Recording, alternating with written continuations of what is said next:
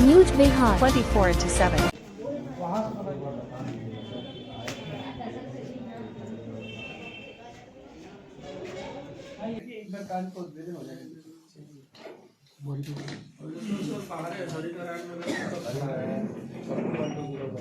सभी का स्वागत है। आज पटना पुलिस की एक उपलब्धि खाजीकला थाना से इधर लगातार खाजीकला ये थाना के द्वारा अवैध अग्न्यास के खिलाफ कार्रवाई की जा रही है। इसी क्रम में कल 3 अपराध कर्मियों को अवैध हथियार के साथ पकड़ा गया है। घटनाक्रम कुछ इस प्रकार है कि कल एक सूचना प्राप्त हुई कि चादरपोशी के जुलूस में ये 3 युवक अवैध हथियार के साथ हैं और हर्ष फायरिंग करने की फिराक में हैं।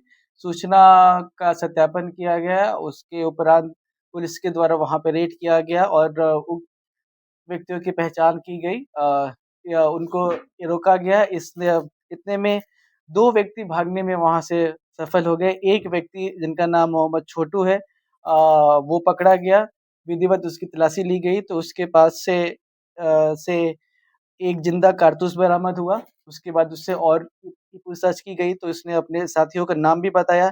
साथ ही साथ वो अपने घर भी ले गया। उसके घर से एक देसी कट्टा और 3 जिंदा कारतूस और बरामद हुए।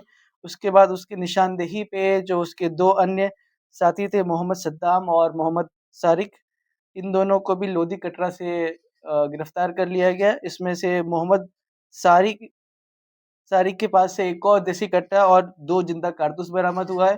दोनों ही हथियार के बारे में यह निकल के आया है कि जो ये तीसरा व्यक्ति गिरफ्तार हुआ है मोहम्मद सद्दाम, इसके द्वारा ही प्रोवाइड कराया गया है।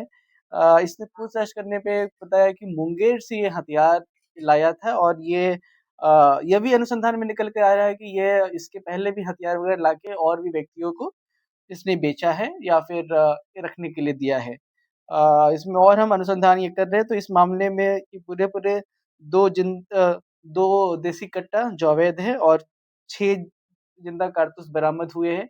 और अभी तक तो यही निकल कर आ रहा है कि यह जुलूस में हर्ष फायरिंग करने की फिराक में थे, जो एक अपराध है।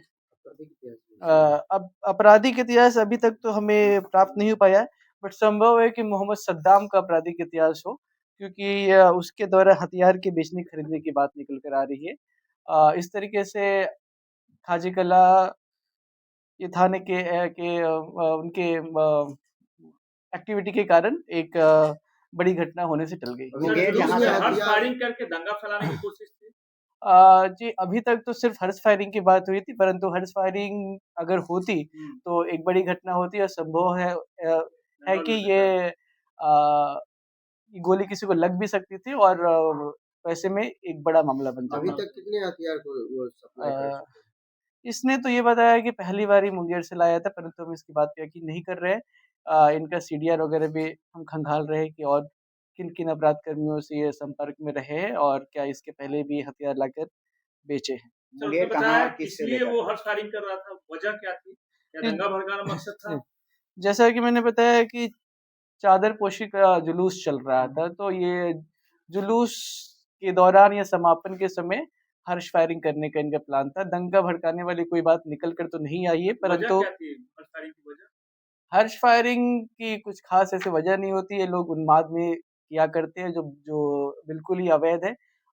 हर्ष फायरिंग करना भी अवैध है और अवैध हथियार के साथ हथियार वैध हो या अवैध हो, हर्ष फायरिंग करना अपराध है। ये मैं पहले कितनी बार भी आप लोगों को ये प्रेस कॉन्फ्रेंस के माध्यम से मैंने ब्रीफ किया है। सर, अमर शुक्ला की हत्या के मामले में क्या